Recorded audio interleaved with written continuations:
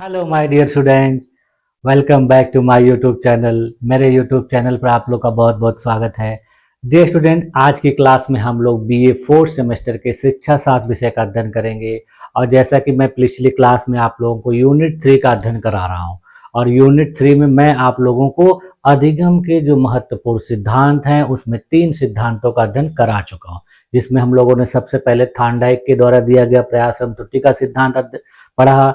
उसके बाद पावलोव के द्वारा दिया गया शास्त्रीय अनुबंधन का सिद्धांत पढ़ा। उसके बाद फिर स्किनर के द्वारा दिया गया क्रिया प्रसूत अनुबंधन का सिद्धांत हम लोगों ने पढ़ लिया।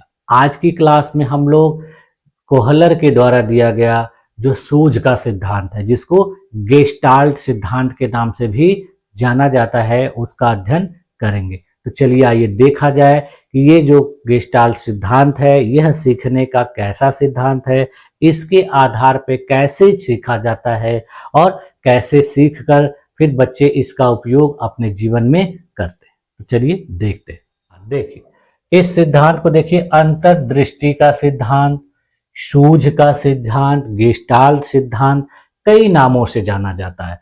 देखिए इनसाइड थ्योरी ऑफ लर्निंग, सीखने के इस सिद्धांत को देखिए गेस्टाल्ट सिद्धांत, पूर्णाकार सिद्धांत, समग्र सिद्धांत, पूर्णाकृति सिद्धांत, अंतर्दृष्टि सिद्धांत या सूझ का सिद्धांत आदि नामों से पुकारा जाता है या जाना जाता है। ये कई नाम हैं।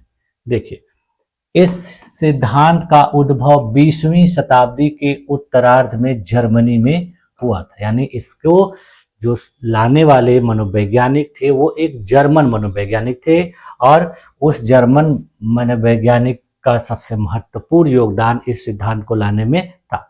इसमें शुरू में 4 लोगों ने महत्वपूर्ण योगदान दिया है, जिसमें देखिए मैक्स वर्दिमर, वुल्फगैंग कोहलर, कुर्ट कोफका और कुर्ट लेविन। इन 4 लोगों ने इस सिद्धांत को प्रतिपादित करने में अपना महत्वपूर्ण योगदान दिया है। इनके विचार में सीखना उद्दीपक के प्रति अनुक्रिया करना मात्र नहीं है, वरन एक प्रक्रिया है। ये कहते हैं कि जो पहले के सिद्धांतों में बताया गया कि उद्दीपक के प्रति अनुक्रिया की जाती है और उसके माध्यम से सीखा जाता है, इन्होंने कहा ऐसा नहीं होता है, बल्कि सीखना एक प्रक्रिया है। ये किसी उद्दीपक के प्रति अनुक्रिया मात्र नहीं है।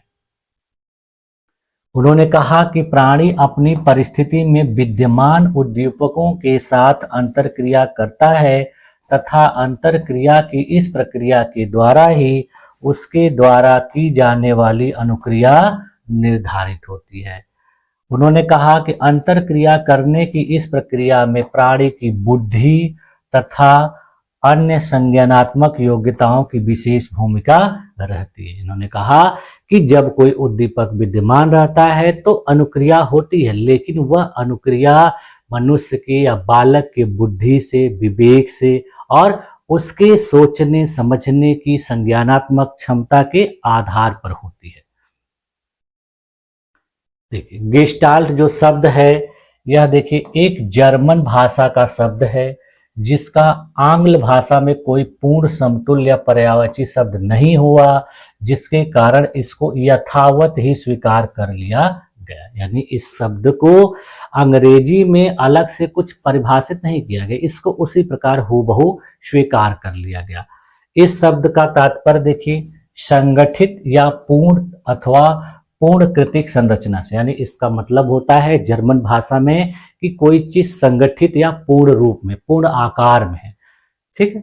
देखिए दूसरे शब्दों में कहा जा सकता है कि गेस्टाल्ट एक ऐसी समग्र अथवा पूर्ण संरचना है जिसकी विशेषता का पता उसके संपूर्ण गुणों से चलता है, ना कि उसके अवयवों के अवलोकन से उसका पता चलता है। यानी इसमें कहा जा रहा है कि किसी चीज का अवलोकन करना है तो उसके संपूर्णता को लेकर तब अवलोकन किया जाए, किसी एक पार्ट के आधार पर उसका अवलोकन नहीं किया जाए।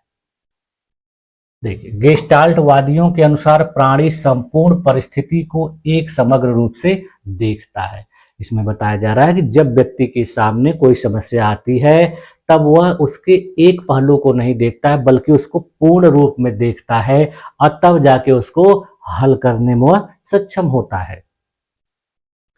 देखिए, जब कोई समस्या आती है तब प्राणी उद्दीपक को अनुक्रिया से संबंधित करके नहीं सीखता है वरन वह संपूर्ण परिस्थिति को देखकर समस्या का समाधान खोजता है। देखिए, अभी मैंने बताया कि केवल उद्दीपक के अनुक्रिया नहीं होती है, यानी उद्दीपक को देखकर अनुक्रिया नहीं कर बल्कि पूरी परिस्थिति को देखकर ही कोई काम करता है। यदि हमको कुछ करना है तो हम अचानक किसी चीज को देख के काम नहीं कर देंगे, हम पहले उसकी सिचुएशंस को देखेंगे, समझेंगे, तब जाके हम काम करते हैं। देखिए, प्राणी समस्या का समाधान अपनी अंतर्दृष्टि अथवा सूझ से खोजता है। दूसरे शब्दों में देखिए क्या कहा जा सकता है कि सीखने का केंद्रीय बिंदु क्या होती है, हमारी सूझ होती है, इनसाइट होती है, हमारी अंतर्दृष्टि होती है, हमारी सोच समझ होती है, तब जाके हम कोई काम करते हैं। बिना मतलब का, बिना सोचे समझे कोई काम नहीं करते। यदि कोई व्यक्ति बिना मतलब का सोचे समझे काम कर रहा है तो उसको उसमें सफलता नहीं मिलेगी।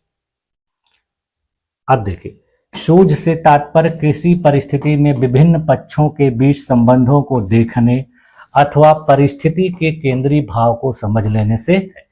अब देखिए, सूझ का तात्पर्य होता है कि आपके सामने कोई समस्या है, आपको किसी काम को करना है, तो उस काम को करने के लिए आपके पास कौन कौन से संसाधन उपलब्ध है पहले ये देख लेना चाहिए।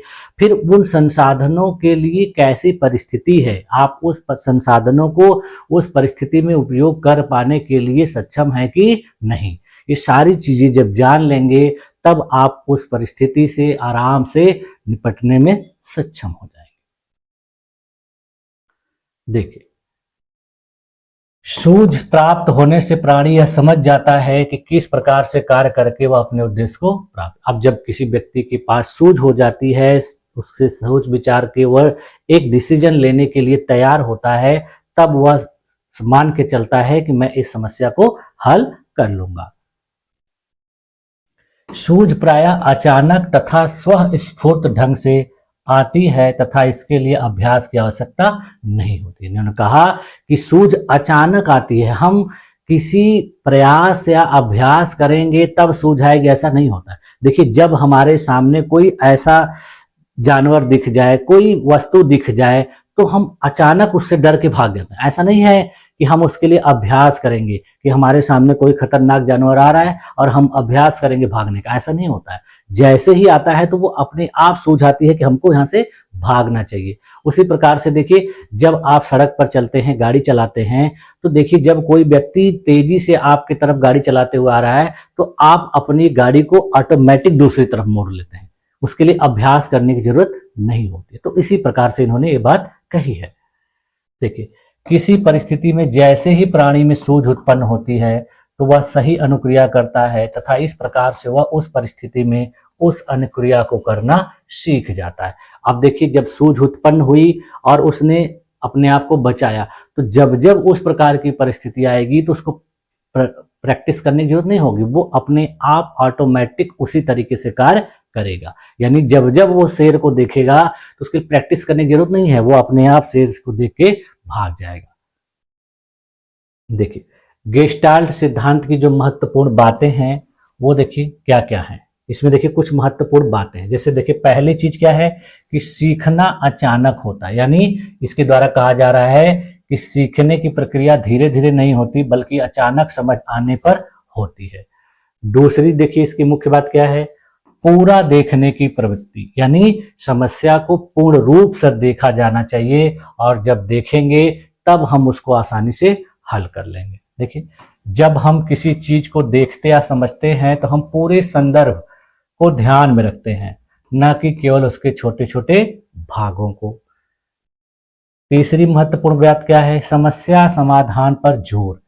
गेस्टाल्ट सिद्धांत कहता है कि समस्याओं को हल करने के लिए हमें उन्हें समग्र रूप से देखना चाहिए, न कि सिर्फ उनके अलग अलग हिस्सों पर ध्यान देना चाहिए। यानी पूर्ण रूप से किसी समस्या को देखिए, अब उसके बाद उसका हल आप निकालना शुरू करिए और आपका समस्या हल हो जाए। उसके बाद देखिए, चौथी महत्वपूर्ण बात क्या है, अनुभव और समझ जरूरी है। यानी किसी समस्या को हल करने के लिए आपके पास अनुभव और समझ यदि है तो आप उसको बेहतर तरीके से आसानी से कम समय में हल कर लेंगे। देखिए, सिर्फ रटने से सीखना नहीं होता है, बल्कि पहले के अनुभव और समझ का उपयोग करके नई चीजें सीखी जाती है। यदि किसी स्टूडेंट को कोई चीज सिखानी है तो आप उसको जबरदस्ती रटवाएंगे तो वो उसको नहीं सीख पाएगा। कुछ समय तक हो सकता है वो उस चीज को याद रख सके, लेकिन वो सीखेगा नहीं, फिर उसको भूल जाएगा। लेकिन अगर वो उसको समझ के करता है और अपने अनुभवों का उपयोग करके करता है तो फिर वो जीवन में कभी नहीं भूलेगा। देखिए, अब गेस्टाल्ट के सिद्धांत को समझाने के लिए कुछ प्रयोग किए गए थे, महत्वपूर्ण प्रयोग। और उन प्रयोगों में देखिए, जो प्रयोग किया गया था कोहलर के द्वारा वो एक चिंपैंजी के ऊपर किया गया था और उस चिंपैंजी का नाम सुल्तान था। ठीक है, उन्होंने सुल्तान को एक पिंजरे में रखा और केले को उसकी पहुंच से बाहर टांग दिया। यानी एक भूखा बंदर चिंपैंजी लिया जिसको उन्होंने केले से थोड़ा सा दूर रखा, यानी उसके लिए केला रख दिया और उसको दूरी पर रख दिया। भूखा इसलिए लिया क्योंकि जब भी कोई व्यक्ति भूखा रहता है तभी खाने की इच्छा करती है, या फिर दूसरे तरीके से देखा जाए जब किसी व्यक्ति को किसी चीज की आवश्यकता रहती है तभी वो उस चीज को पाने का प्रयास करता है। यदि किसी स्टूडेंट को जीवन में पढ़ लिख कर कुछ बनना है तभी वो पढ़ने में मन लगाएगा। यदि किसी स्टूडेंट को लगता है कि पढ़ने लिखने से क्या मतलब है तो आप उसको कितना भी पढ़ना लिखाना सिखाएंगे वो ध्यान नहीं देगा। तो ये चीज बहुत जरूरी होती है कि आपके अंदर किसी काम को करने के लिए चेष्टा होनी चाहिए, जिज्ञासा होनी चाहिए, तब जाके आप काम कर पाओगे। तो देखिए, इन्होंने उसी लिए इस भूखे चिंपैंजी को लिया था। अब देखिए उनका प्रयोग 1, एक प्रयोग उन्होंने क्या किया था कि छड़ी के ऊपर किया था और दूसरा प्रयोग किया था बक्से के ऊपर। इसीलिए इसको 2 भागों में बांटकर मैं आप लोग को बता रहा हूं। देखिए, छड़ी समस्या पर प्रयोग पहला था। इसमें देखिए, इसमें सुल्तान नामक भूखे बनमानुस को पिंजड़े में बंद कर दिया गया। देखिए, इस प्रकार से ये पिंजड़े में बंद है, उसके पास देखिए छड़ी पार्ट पार्ट में रहती है, फिर बाद में उसको जोड़ देता है। तो देखिए, पिंजड़े के बाहर मेज पर केला रख दिया गया और पिंजड़े के अंदर 2 छड़ रख दी गई। 2 पार्ट था छड़ी का, उसको आपस में जैसे ही पास में ले आएंगे वो जुड़ जाती थी। देखिए, इन छड़ों की बनावट ऐसी थी कि वे एक दूसरे से जुड़ जाते थे। केले को बाहर देखकर सुल्तान ने अपने हाथ से फिर पैर से तथा बारी बारी से दोनों छड़ियों के सहारे से अंदर खींच लेने का प्रयास किया, परंतु उसे असफलता प्राप्त हुई क्योंकि पिंजड़े की दूरी केले से अधिक। देखिए, जब उसने केले को देखा तो पहले अपने हाथ से प्रयास किया, फिर पैर से प्रयास किया, फिर उन छड़ियों को अलग अलग लेकर प्राप्त करने का प्रयास किया, लेकिन उसने केले को प्राप्त नहीं किया। तब अचानक उसने दोनों छड़ियों को हाथ में उठाया और जैसे ही दोनों छड़ियां आपस में आई वो एक दूसरे से जुड़ गई। जैसे मान लीजिए उसमें चुंबक लगा हो, तो जैसे ही वो पास में आई वो जुड़ गई। देखिए, निराश होकर उसने पिंजड़े के आसपास देखना शुरू कर दिया और अंत में दोनों छड़ियों की सहायता से खेलना प्रारंभ कर दिया। अब देखिए, वो दोनों छड़ियों को लेकर वो खेलने लगता है और जैसे दोनों हाथों में लेकर खेलता है तो दोनों जब एक दूसरे के पास में आती हैं तो जुड़ जाती हैं। तो देखिए, इस खेल के सिलसिले में दोनों छड़ी अचानक एक दूसरे से जुड़ गई और इसके परिणाम स्वरूप बनमानुस में उत्साह और खुशी देखने को मिली और लंबी छड़ी की सहायता से उसने मेज पर रखे केले को खा लिया। जब बाद में यह प्रयोग दोबारा दोहराया गया तो सुल्तान ने तुरंत छड़ियों को जोड़कर मेज पर रखे केले को खींचकर खा लिया। इसी प्रयोग को उन्होंने दोबारा किया तो दोबारा उन्होंने क्या देखा कि अब सुल्तान को ज्यादा समय नहीं लग रहा था, वो छड़ी को देखकर तुरंत दोनों को एक साथ जोड़ के और केले को ले रहा था। तो इससे उन्होंने अनुमान लगाया कि किसी काम को सीखने के लिए सूझ बहुत जरूरी होती है। दूसरा प्रयोग देख लीजिए। दूसरा प्रयोग देखिए बॉक्स के ऊपर था, जिसको बक्सा समस्या प्रयोग के नाम से भी हम लोग कह सकते हैं। देखिए, इसमें सुल्तान को एक बड़े कमरे में बंद कर दिया गया और उसकी छत से केला लटका दिया गया और कमरे के एक कोने में 3 बक्से रख दिए। देखिए, एक कमरा है, उसमें इसको बंद कर दिया गया। देखिए बक्से थे, इन्हीं बक्सों को जोड़कर एक दूसरे के ऊपर रखकर उस केले को प्राप्त कर लेता था। छत से केला लटकाया गया था। तो देखिए इसमें भी वही चीज है कि वो सुल्तान नामक जो चिंपैंजी है, बंदर है, वो भूखा था, क्योंकि भूखा होना बहुत जरूरी है किसी भी समस्या को हल करने के लिए, किसी चीज को सीखने के लिए। अभी मैंने बताया आपको कि आपके पास चेष्टा होनी चाहिए, उस काम को करने की इच्छा होनी चाहिए, रुचि होनी चाहिए, तभी आप करेंगे। तो वही हाल यहाँ था। तो देखिए जैसे ही उसकी नजर केले पर गई, वह खुशी के मारे उछल कूद करने लगा और उछल कूद करके उसे केले को पाने का प्रयत्न करने लगा। यानी वह देखा छत पर भूख लगी थी तो केला प्राप्त करने की बार बार उसके कूदने लगा, इधर उधर करने लगा, लेकिन ज्यादा ऊंचाई होने की वजह से वो केले को प्राप्त नहीं कर पा रहा था। देखिए ऊंचाई होने के कारण वो बार बार प्रयत्न करने पर भी केला निकालने में, केले को प्राप्त करने में असमर्थ था। फिर उसका ध्यान देखिए क्या हुआ कि उसका ध्यान कोने में रखे बक्से पर गया और उसने बक्से को लटकते हुए केले के नीचे लाकर रखा। यानी उसने पहले एक बक्से को उठा के ला के रखा, फिर चढ़ा, फिर नहीं पाया, फिर दूसरे को, फिर तीसरे को, और तीसरे पे चढ़कर फिर उसने केले को प्राप्त कर लिया। तो इस तरह से देखिए बाद में जब प्रयोग दोबारा किया गया तो देखा गया कि चिंपैंजी को, सुल्तान को ज्यादा भटकने की जरूरत नहीं पड़ी। वो तीनों बक्से को उठा के ला के रखता है और उस पर चढ़ के केले को प्राप्त कर लेता है। तो देखिए इन दोनों प्रयोग से क्या स्पष्ट होता है कि सीखना सूझ पर निर्भर होता है और सूझ परिस्थिति वह स्वयं ही उत्पन्न हो। देखिए इसमें बताया गया कि उसको बताने वाला वहां कोई नहीं था, वो अकेला था और उसके पास उस केले को प्राप्त करने के लिए जिन जिन चीजों की जरूरत थी वो भी उसी के पास मौजूद थी। अब उसको अपनी सूझ का उपयोग करके उसको पाना था। उसने अपने सूझ का उपयोग किया, उसकी सूझ तुरंत आई उसके दिमाग में, उसने हल किया। उसी प्रकार देखिए हमारे जीवन में भी होता है। हमारे जीवन में जितनी भी समस्याएं होती हैं, हमारे लिए उनका सॉल्यूशन हमारे आसपास ही होता है, लेकिन हमारी सूझ काम नहीं करती है।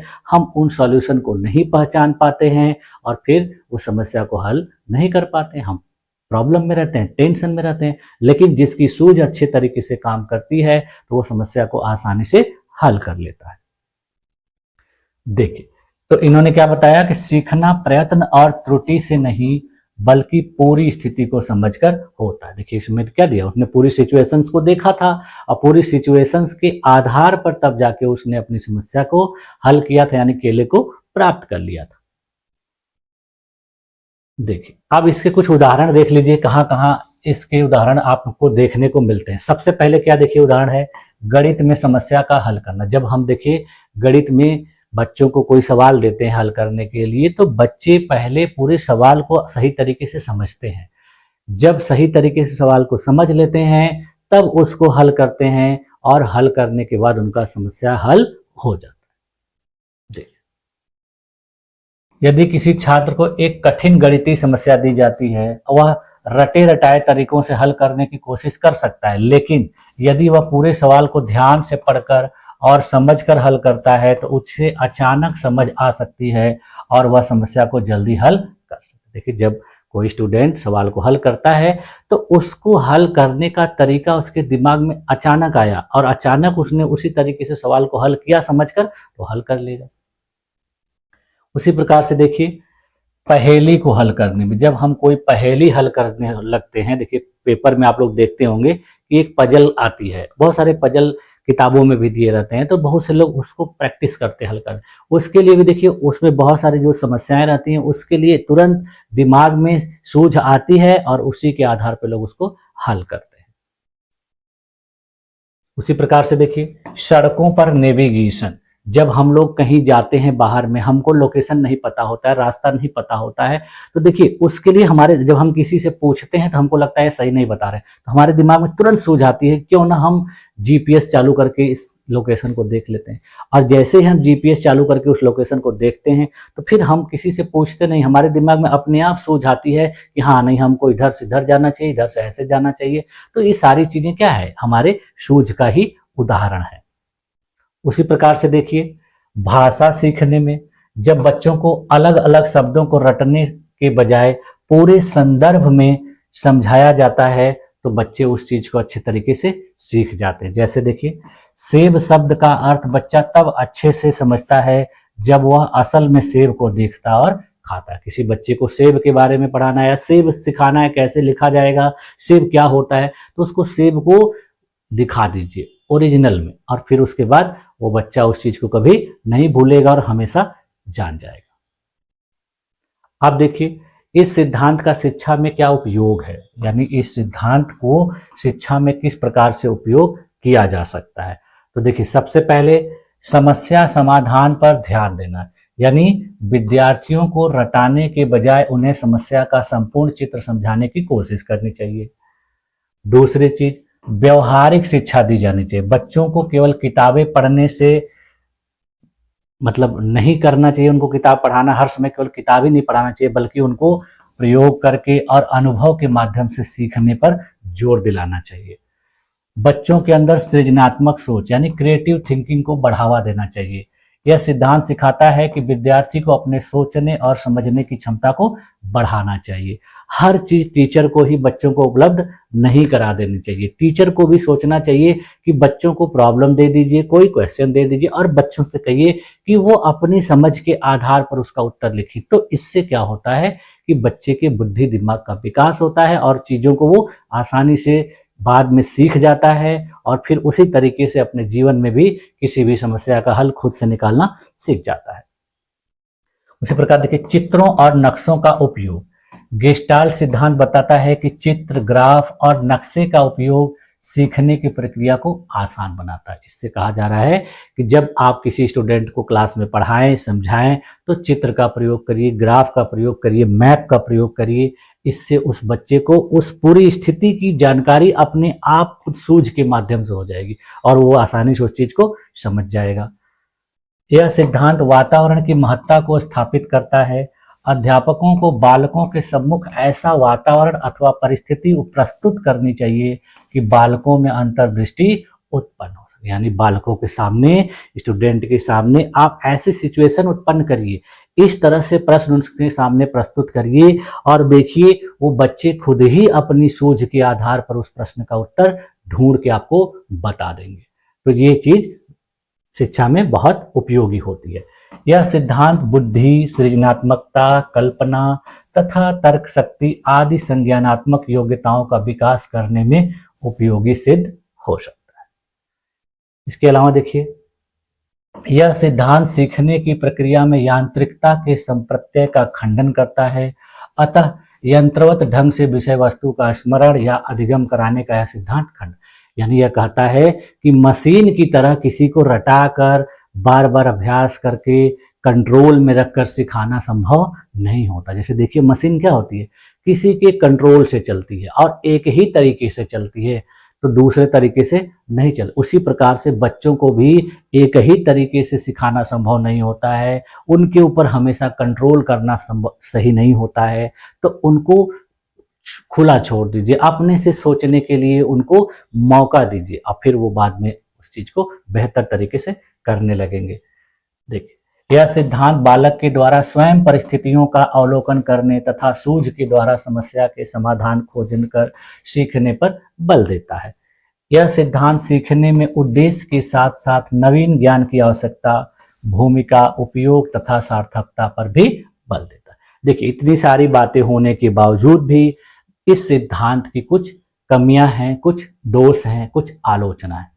तो देखिए आलोचना क्या है कि यह जो सिद्धांत है कहता है कि सभी बच्चे इसी तरीके से सीखते हैं, तो ये कहना सही नहीं है, क्योंकि जो छोटे बच्चे होते हैं वो सूझ का उपयोग नहीं करते, वो अपने इंटरेस्ट, रुचि का उपयोग कर, यानी उनको जो चीज अच्छी लगी वो उसको प्राप्त करने का प्रयास करते हैं, वो उसमें अपनी सूझ का उपयोग नहीं करते। आप लोगों ने देखा होगा घर में छोटे बच्चों को कोई आकर्षक चीज दिख गई, रंग बिरंगी चीज दिख गई, तो उसको पकड़ने का प्रयास करते हैं और इसी प्रयास में कभी कभी क्या है बच्चे को खतरा हो जाता है, कभी बच्चे जल जाते हैं, आग को देखते हैं, पकड़ने का प्रयास करते हैं। उसी प्रकार से देखिए बहुत सारे कीड़े मकोड़े होते हैं, वो उनको भी बच्चे पकड़ने का प्रयास करते हैं और उसमें वो उसको काट लेता है तो खतरा हो सकता है। तो यही चीज इसमें बताई जा रही है कि जो छोटे बच्चे होते हैं वो सूझ का उपयोग नहीं कर पाते हैं, उनके अंदर सूझ विकसित सही तरीके से नहीं होती। ये जो सिद्धांत है वो बड़े बच्चों के लिए है, बड़े लोगों के लिए, क्योंकि सूझ धीरे धीरे बड़े लोगों में डेवलप हो सकती है। देखिए यह सिद्धांत केवल सूझ के महत्व पर ही रोशनी डालता है और साथ साथ ही दावा करता है कि सभी उम्र के छात्र इस सिद्धांत के द्वारा सभी विषय को सीख सकते हैं, लेकिन यह सच नहीं है, क्योंकि सीखने में अनुभूति, रुचि और अभ्यास का भी स्थान होता है।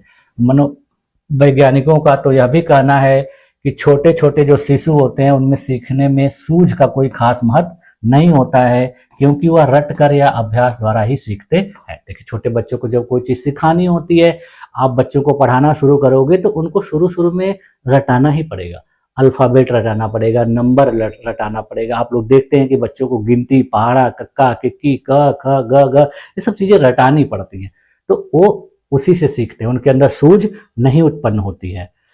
इस सिद्धांत के अनुसार सीखने की प्रक्रिया अचानक होती है, लेकिन कुछ मनोवैज्ञानिक ऐसा मानते हैं कि वास्तव में छात्र किसी भी विषय को अचानक नहीं सीख सकते। देखिए, इसमें कहा गया है कि अचानक सूझ उत्पन्न होती है, तो बहुत से ऐसी चीजें हैं जिसमें अचानक सूझ उत्पन्न नहीं होती है, उनको किसी सिद्धांत, किसी नियम, किसी आधार पर हल करना पड़ता है।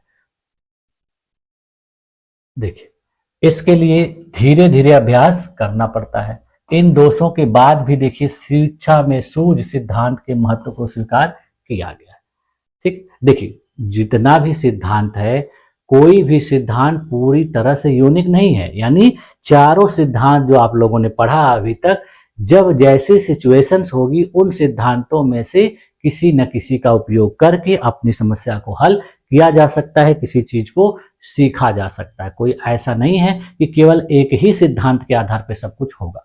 तो ये चारों सिद्धांत जब आपको पता रहेगा, तो आप जैसी सिचुएशंस रहेगी, जैसा आपका कार्य रहेगा, जैसा विषय रहेगा, जैसा क्वेश्चन रहेगा, आप उसका उपयोग करके उस चीज को सीख सकते हैं, हल कर सकते हैं। देखिए, अब इसका कंक्लूजन क्या निकल के आ रहा है, निष्कर्ष क्या निकल के आ रहा है कि गेस्टाल्ट का यह अधिगम सिद्धांत कहता है कि सीखना एक समग्र प्रक्रिया है जो पूरी स्थिति को समझने से होती है, न कि छोटे छोटे टुकड़ों को रटने से। दूसरा निष्कर्ष क्या आ रहा है, यह सिद्धांत शिक्षा, समस्या समाधान और रोजमर्रा की जिंदगी में बहुत उपयोगी होता है। तीसरी निष्कर्ष क्या निकल के, यदि हम चीजों को गहराई से समझें और उनका पूरा संदर्भ देखें तो हम तेजी से और प्रभावी रूप से सीख सकते हैं। तो इस प्रकार देखिए, हम लोगों ने आज जो गेस्टाल्ट का सिद्धांत था, सूझ का सिद्धांत, जिसको वोल्फगैंग क्वेहलर के द्वारा दिया गया था, विस्तार पूर्वक अध्ययन किया। मुझे पूरी उम्मीद है कि आप लोगों को यह अच्छे तरीके से समझ में भी आया होगा। मैंने क्लास में भी आप लोगों को इस सिद्धांत को बहुत अच्छे तरीके से समझाकर बता दिया था, और आज इस प्रकार देखिए यह यूनिट आपका समाप्त हो गया। अब इसके बाद देखिए हम लोग चौथा यूनिट पढ़ना शुरू करेंगे। जैसे कि क्लास में मैंने तो आप लोगों को इसका बहुत सारा पार्ट पढ़ा दिया है, लेकिन अभी ऑनलाइन माध्यम से मैंने आप लोगों को पढ़ाना शुरू नहीं किया। तो जिन लोगों ने क्लास में इन सारी चीज़ों को, यूनिट 4 की चीज़ों को पढ़ लिया है, तो दोबारा वो जब वीडियो देखेंगे तो उनका एक प्रकार से रिवीजन हो जाएगा। ठीक है, तो यहीं तक हम लोग रखते हैं। ठीक है, अब मैं आप लोगों से नेक्स्ट क्लास में मिलूंगा। अपने आप को इतने देर तक मेरी इस क्लास में बनाए रखा, इसके लिए आप लोग का बहुत बहुत धन्यवाद। मिलते हैं नेक्स्ट क्लास में, तब तक के लिए थैंक यू।